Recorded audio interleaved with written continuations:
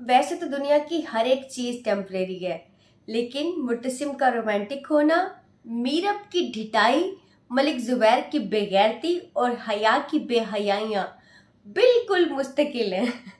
इसमें कोई दो राय नहीं। अस्सलाम वालेकुम, this is Uma Sairish and welcome to my YouTube channel. आज हम बात कर लेते हैं तेरे बिन के एपिसोड 32 की। बहुत सी थ्रिलिंग चीजें हुई पूरे एपिसोड में और बहुत से मजे की चीजें भी हुई, तो मैं आपसे शेयर करूंगी। वीडियो आपने एंड तक देखनी है, बिल्कुल मिस नहीं करनी।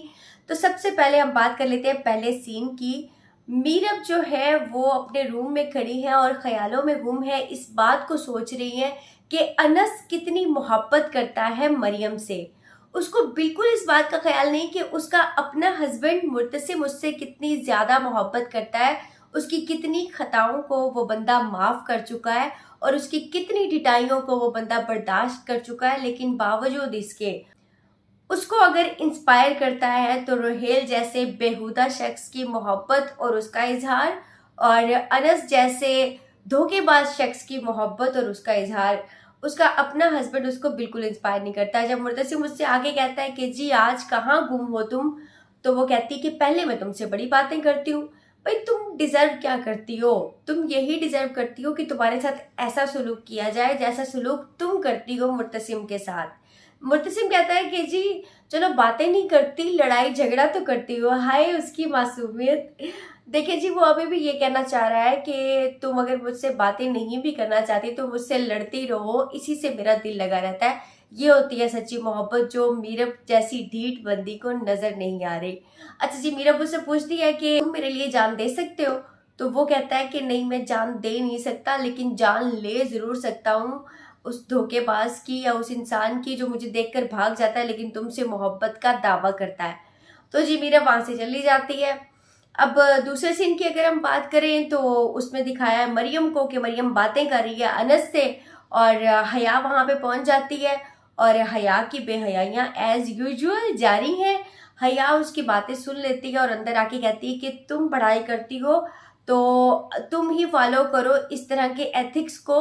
मैं तो ऐसे ही दुम धड़ाके से आऊंगी और मैं तो सबको बर्बाद करके ही दम लूंगी।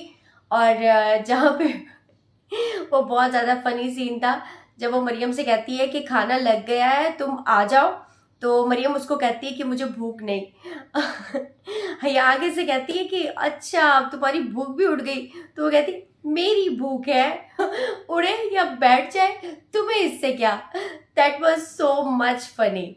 तो जी मरियम जाके पूछती है मीरब से कि आपने बात की मुर्तसिम से, तो वो कहती है कि अभी हया की मंगनी हो लेने दो, उसके बाद मैं तुम्हारी भी बात करूंगी। लेकिन मरियम को बहुत ज्यादा जल्दी है। मरियम जो जिसके सर पर से दुपट्टा नहीं उतरता था, जिसकी जो है ना पढ़ाइयाँ नहीं रुकती थी और जो हर जगह तमीजदार दिखाई गई, अचानक से वो ऐसी बदली है। अच्छा, आजकल के दिनों में ऐसी मोहब्बतें नहीं होती। सभी लड़कियों को इस बात को समझना चाहिए कि इस तरह की जो बातें होती हैं, ख्वाबों में ख्यालों में रहने वाली, आजकल की लड़की बहुत ज़्यादा मजबूत है, वो ऐसे फैसले नहीं करती। मोस्ट ऑफ दम ऐसे फैसले नहीं करती, उनको करने भी नहीं चाहिए। जिसका कोई घर बाहर पता नहीं, जिसकी कोई चीज़ पता नहीं, तुम उसके साथ भागने को भी तैयार हो, तुम उसके साथ शादी करने को भी तैयार हो, तुम उससे मिल भी रही हो और तुम्हें पता ही नहीं है कि उसका बैकग्राउंड है क्या, आखिर वो बंदा चाहता क्या है। तो जी मरियम बड़ी उतावली हो रही है, कह रही है मीरब से कि बात करो। और मीरब जब जाती है मुर्तसिम से बात करने के लिए तो मुर्तसिम को वो चाय बना के देती है। इतिहास गवाह है इस बात का कि जब भी मीरब ने मुर्तसिम को चाय या कॉफी बना के दी है, उसने कोई बहुत बड़े तूफान की बात की है। अभी भी वो वही बात करती है। वो मुर्तसिम से कहती है कि जी तुम अगर मुझसे खुश हो, मैंने तुम्हें इतनी अच्छी चाय बना के दी है, तो तुम मेरी एक बात मानो। इस पे मुर्तसिम बड़ा खुश होकर कहता है कि अगर तुम खुश हो तो बताओ तुम्हें क्या चाहिए, मैं तुम्हें देने को तैयार हूँ। वो कितना प्यारा लग रहा होता है वहां पे। लेकिन मीरब मीरब उसे कहती है तुम जानते हो ना कि हम मिसमैच हैं। वहां पे मुर्तसिम की शक्ल उतर जाती है, उसकी चाय की और हर चीज की खुशी जो है वो खत्म हो जाती है। मिसमैच तो बीबी तुम लोग हो। मिसमैच इस वजह से कि वो एक परफेक्ट बंदा है जो तुमसे मोहब्बत करता है, जो एक इज्जतदार इंसान है और जो तुम्हारी हर चीज को बर्दाश्त करता है।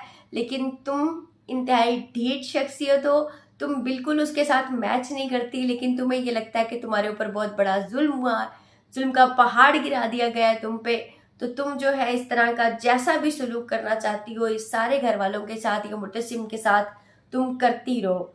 अभी वो बात कर ही रही होती है मुर्तसिम से मरियम की, तो माँ बेगम उनको आके बताती कि नौरेज की माँ का फ़ोन आया था और उन्होंने हया से शादी से इनकार कर दिया, लेकिन उन्होंने मरियम का रिश्ता मांग लिया, जिसपे मुर्तसिम भी गुस्से में आ जाता है और वह कहता है कि मैं खुद इनसे जाके बात करता हूँ।